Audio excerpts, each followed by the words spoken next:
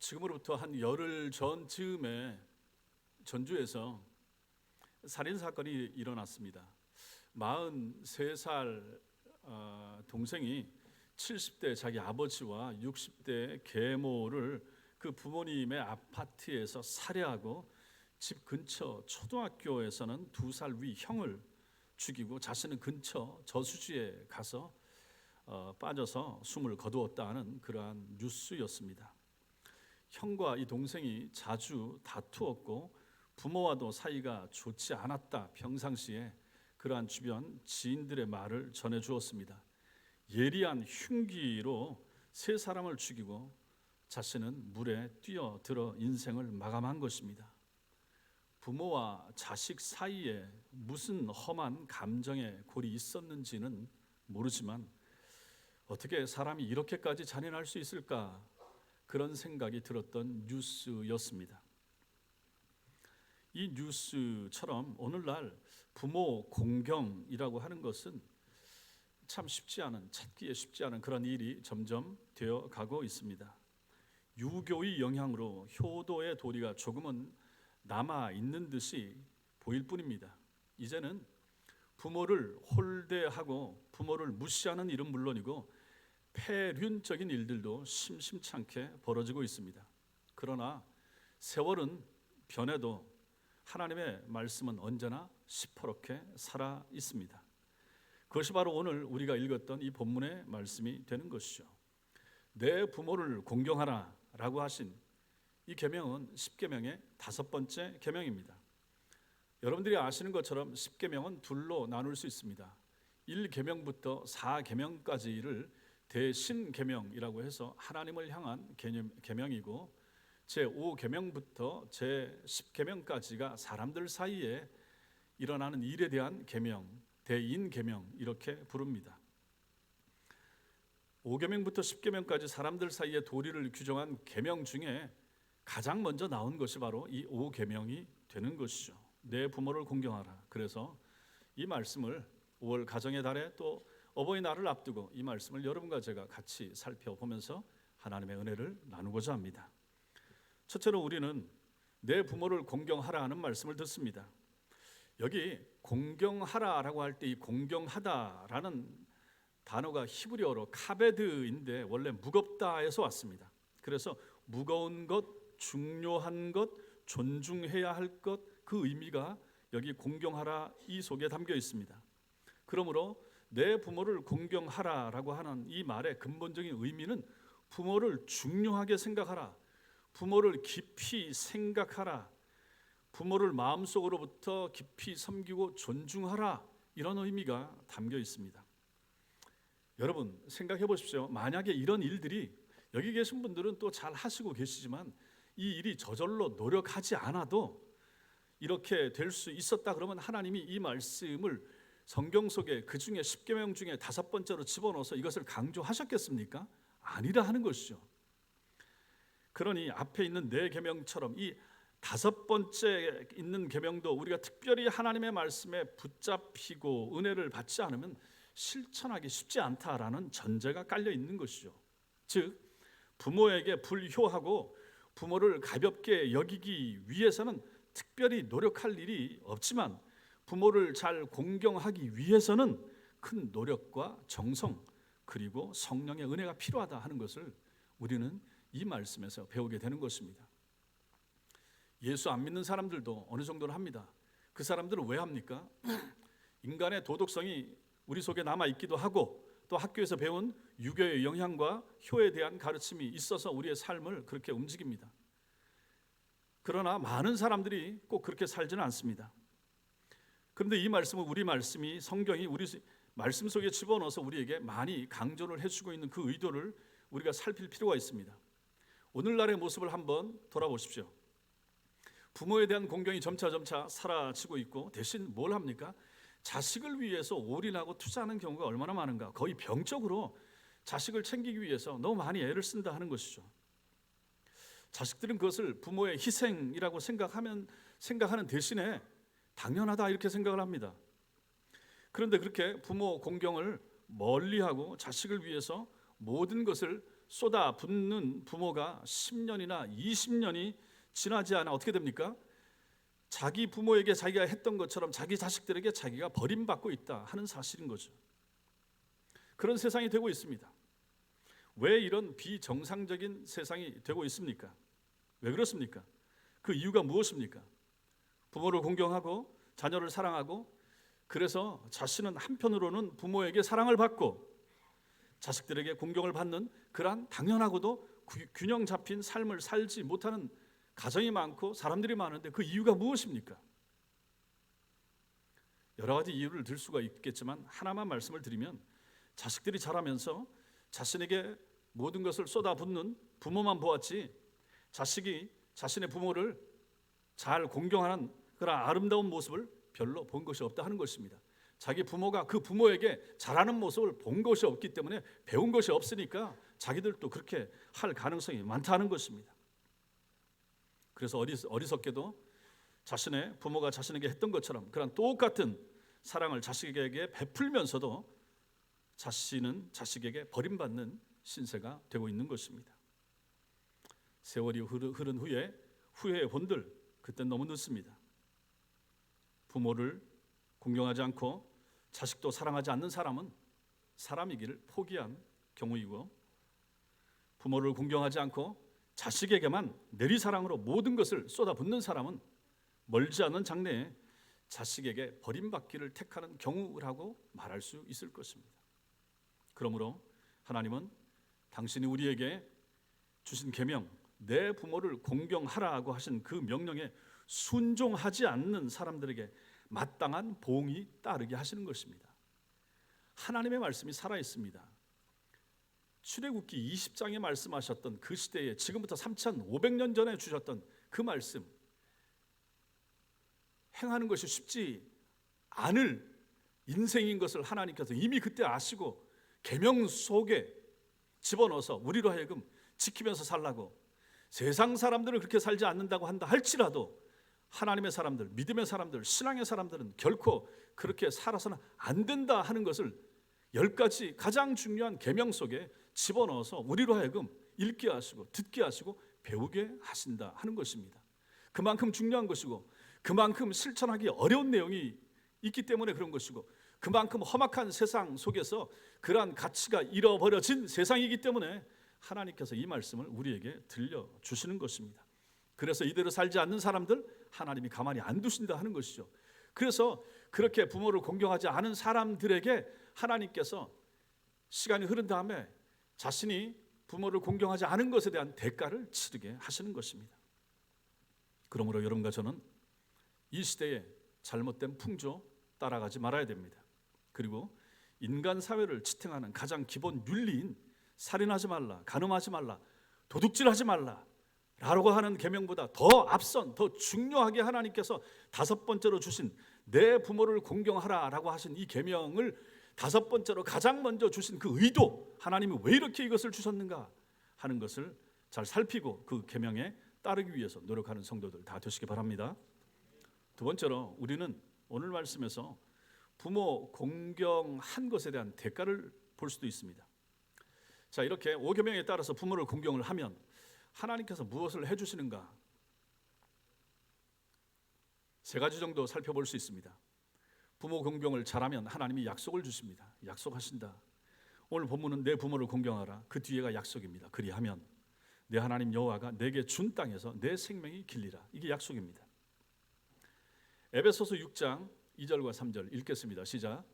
내 아버지와 어머니를 공경하라.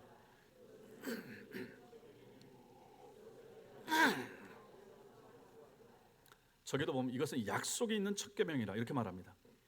5계명을 약속이 있는 첫 계명으로 소개를 하고 있는 거죠. 앞에 나오는 4가지 계명 1계명부터 4계명까지 이 계명은 하나님을 향한 가장 중요한 계명이지만 거기는 약속이 없습니다. 즉 넓은 의미에서는 이 계명들을 잘 지켜서 하나님을 섬기면 복을 받기는 하겠지만은 계명 자체에는 나 외에는 다른 신을 내게 두지 말라로 끝났지 그렇게 한다면 내가 너를 부자되게 만들어주겠다 이 약속이 없다는 것입니다. 그래서 바울은 부모 공경의 계명이 약속이 있는 첫 계명 약속이 붙은 첫 계명이라고 소개한 것입니다. 10가지 계명 중 엄밀히 따지면 5계명만 복이 약속되어 있어서 이 부모 공경의 도리가 얼마나 중요한가를 우리에게 알려주고 있는 것입니다. 보세요. 출애굽기 20장 우리가 매주마다 아침에 읽고 있는데 출애굽기 20장에서 모세가 처음 받은 이 10계명이 신명기 5장에서 한 번 더 반복이 됩니다. 이때는 이스라엘 백성들이 가나안 정복을 눈앞에 둔 때였죠. 그리고 모세는 자신은 이제 가나안 땅에 들어가지 못할 줄 알고 이 모압 광야에 앉아서 세 편의 설교를 하는데 그 내용이 신명기서라고 그랬습니다. 그 말씀에 신신당부하듯이 하나님의 백성들에게 가나안 땅에 들어가서 정착하여 살게 될 이스라엘 백성들에게 하나님께서 이 말씀을 들려주시는데 여기에 나오는 계명은 약간 형태가 변형이 되어 나옵니다. 신명기 5장 16절 읽겠습니다. 시작. 너는 내 하나님 여호와께서 명령한 대로 내 부모를 공경하라. 그리하면 내 하나님 여호와가 내게 준 땅에서 내 생명이 길고 복을 누리리라. 이것은 만약에 내가 부모를 공경하면 땅을 줄 것이고 생명을 줄 것이고 복을 줄 것이라 이런 약속이 되는 것입니다. 생각해 보세요. 모세가 애굽에 있을 때 농경사회였습니다. 그리고 이스라엘 백성들은 목축을 했습니다.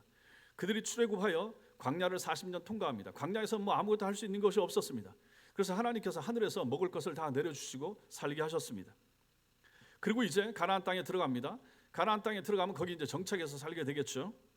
그럼 이제 목축을 하고 할 것입니다. 결국 사람들이 땅에서 나는 풀로서 양들을 먹이고 자신도 이제 그 땅 위에서 살게 될 것입니다. 그러니 이 이스라엘 백성들에게 있어서 모압 광야에서 가나안 땅 들어가서 살게 될 것에 대한 약속의 말씀을 하면서 지금 저 말씀을 주고 있다 하는 것입니다. 여호와가 내게 준 땅에서 이렇게 말씀하시는 것이죠. 그러므로 여기 나온 땅은 그냥 오늘날 우리가 생각하는 단순한 부동산이 아니라는 것이죠. 자신들의 생명을 대대로 이어갈 수 있는 터전으로서 이 땅을 하나님이 말씀하시는 것입니다. 그러니 이 약속이 담긴 이 계명을 받을 때 이스라엘 백성들에게 이것이 어떻게 다가왔겠는가를 생각을 해보시라 하는 것입니다. 부모 공경을 잘하게 되면 땅을 주시겠다라고 하는 것은 얼마나 이스라엘 백성들에게 있어서 가슴 뛰는 도전이었겠습니까? 생각해 보십시오. 430년 동안 애굽에서 종살이를 했기 때문에 자기 땅 한 평도 가져본 사람 적이 없습니다.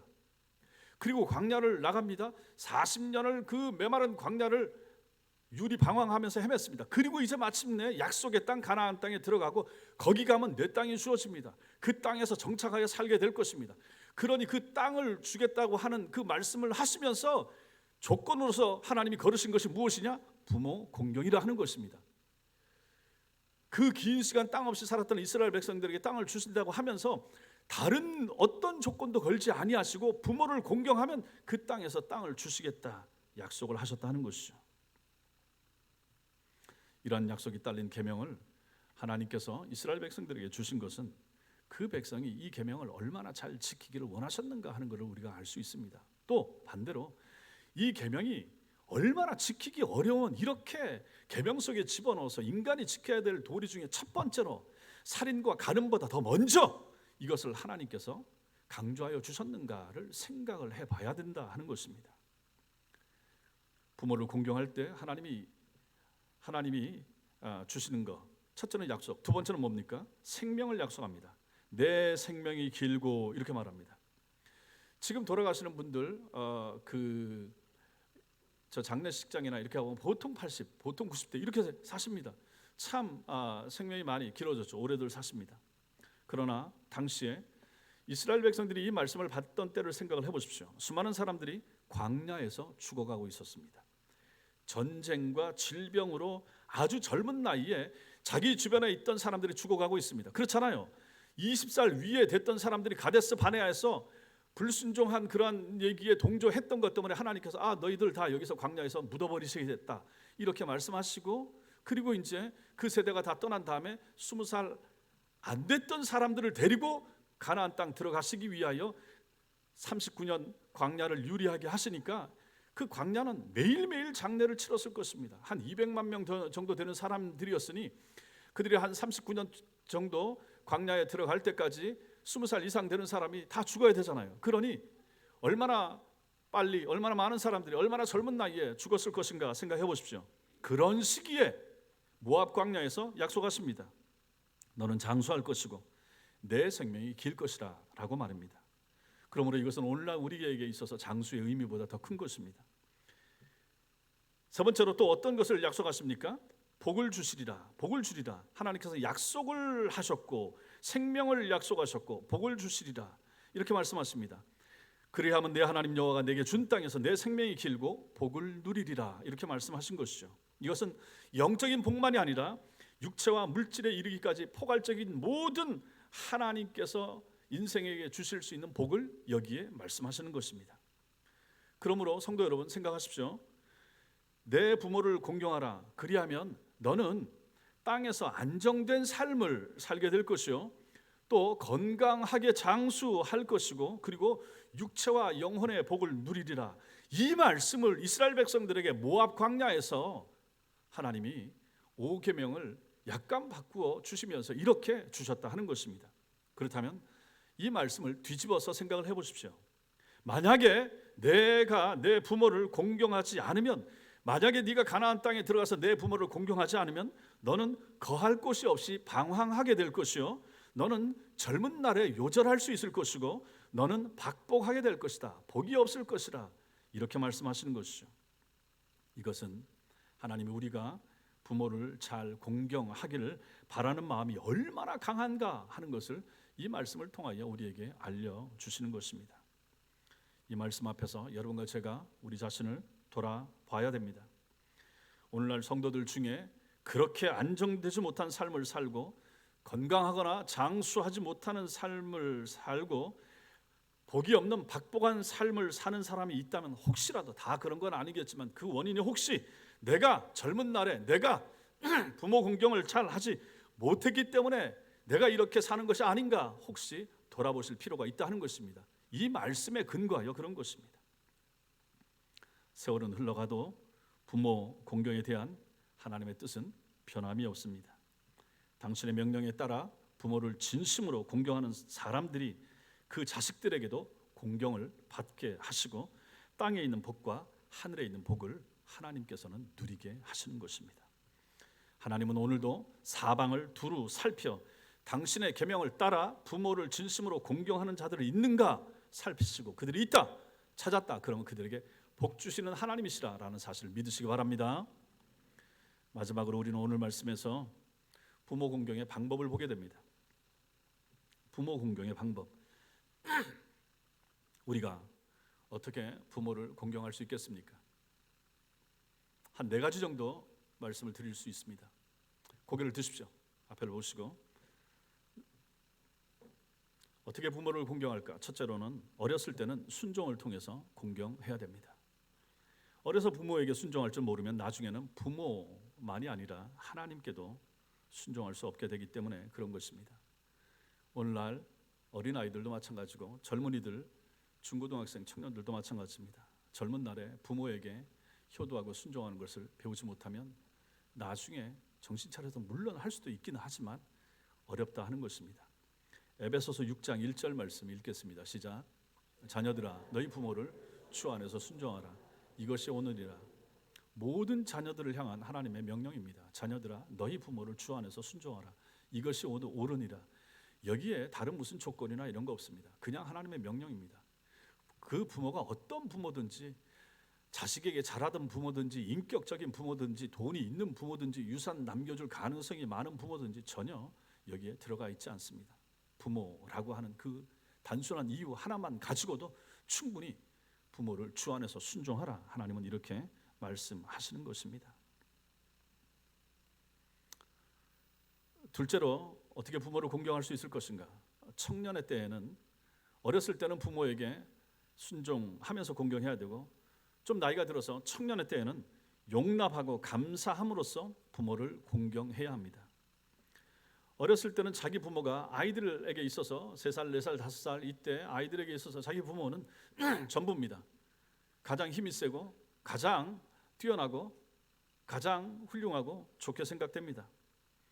그렇게 보이다가도 이제 사춘기가 되고 나이가 들어서 청년이 되면서는 부모의 잘못과 연약함과 혹은 결점이 보이게 될 수도 있습니다. 공부를 좀 해서 지식이 들어가면 어떤 때는 부모의 행실을 가지고 말을 하고 비판할 수도 있습니다. 그러나 부모가 약점이 있고 실수가 있어도 이것을 이해하고 용납하고 감사하면서 공경할 수 있어야 됩니다. 어떤 부모라도 마찬가지입니다. 부모 공경은 선택의 문제가 아니라 당위의 문제이기 때문입니다. 당연히 마땅히 해야 될 부분이기 때문에 그런 것입니다. 그러므로 특별히 우리 젊은 우리 학생들이나 청년들이나 마찬가지입니다. 부모를 향하여 이러한 자세와 태도가 필요하다 하는 것입니다. 제 말이 아니라 하나님의 말씀입니다. 제가 여러분들에게 가르치는 것이 아니라 하나님이 이렇게 하면서 살라라고 하기 때문에 여러분들은 순종하셔야 됩니다. 예, 비판받을 만한 부모 있을 수 있습니다. 연약하고 실수 많은 부모가 있을 수도 있습니다. 그럼에도 불구하고 자식은 그것을 보지 말아야 됩니다. 생각하지 말아야 됩니다. 자식이 할 도리로서 해야 되는 것이죠. 불신자들은 말할 필요도 없습니다. 그들에게는 이 말이 적용이 안 돼도 상관없습니다. 신자들인 여러분들 부모를 모시고 살아가는 모든 젊은 사람들 다 여기에 해당되는 것이죠. 여러분들이 부모를 통해서 이 땅에 태어났고 부모를 통해서 지금까지 양육되어 왔고 자라왔기 때문에 단순히 그 이유만 가지고 부모를 잘 섬기고 공경하셔야 된다. 이것이 바로 하나님의 뜻이라 하는 것입니다. 잠언서 23장 22절 읽겠습니다. 시작. 너를 낳은 아비에게 하나님의 말씀입니다. 아멘 하시기 바랍니다. 셋째로 어떻게 공경할 것인가? 성인이 되어서는 이제 나이가 들어서는 부모를 인정하고 버리지 않음으로써 부모를 공경해야 됩니다.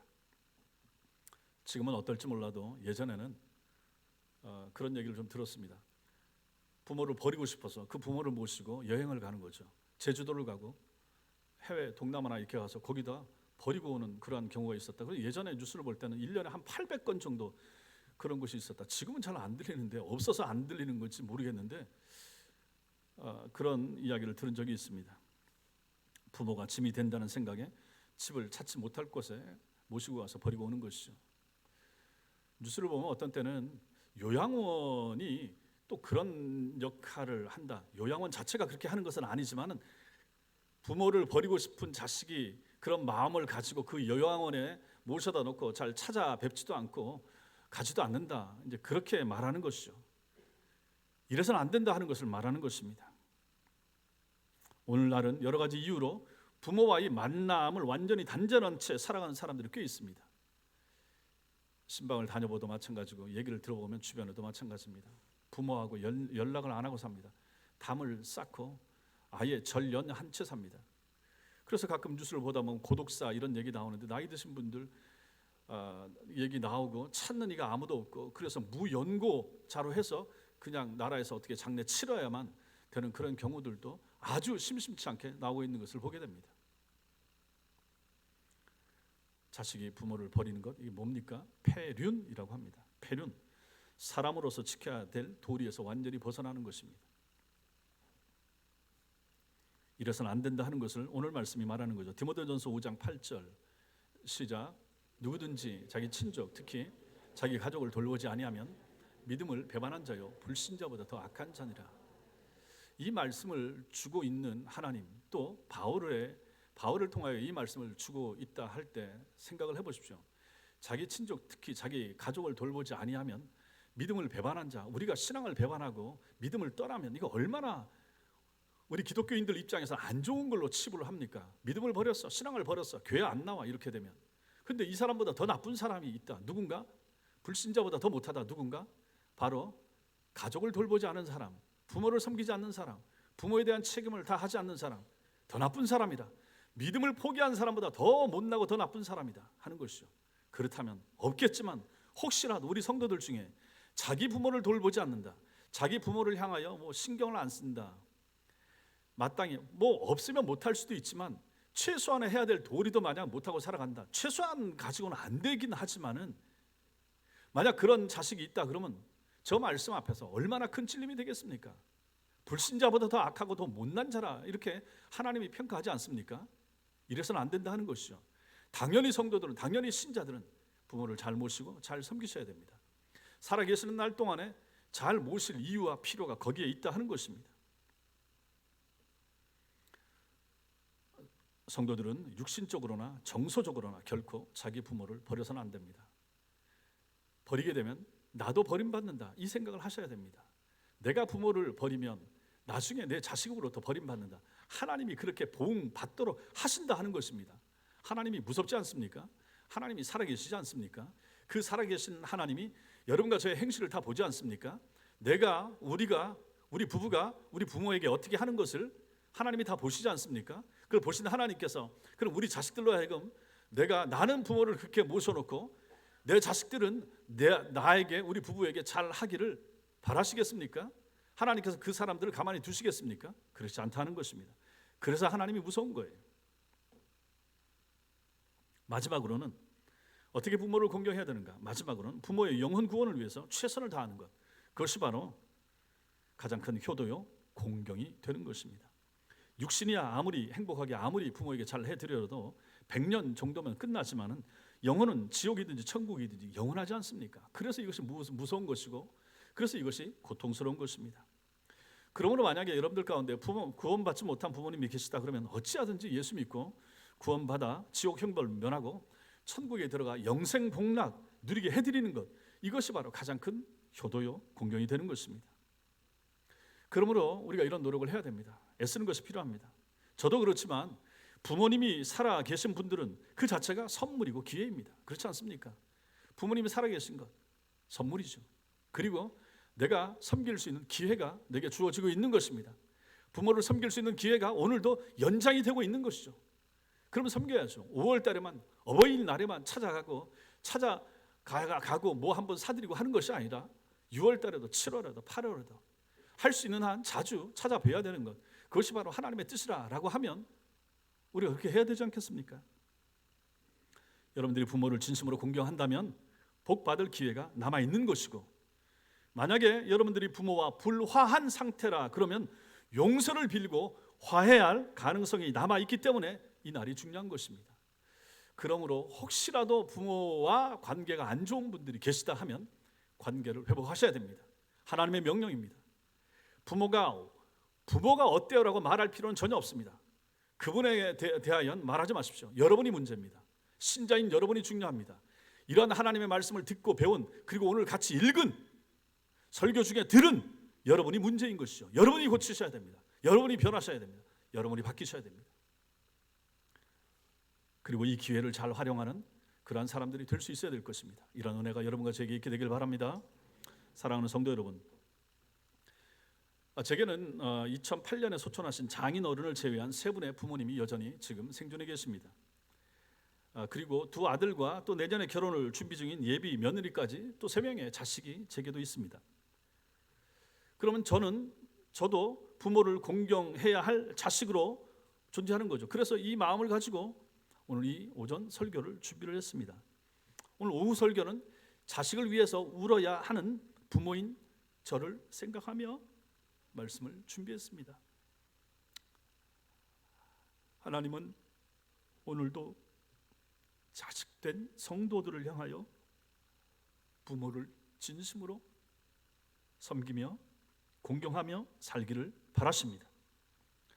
이것이 얼마나 중요했던가 나머지 9계명에는 없는 복의 조건을 거신 것을 통해서 알 수 있고, 또한 사람을 향한 6가지 계명의 맨 앞에 두신 것을 통해서 우리는 이것을 확인할 수가 있는 것입니다.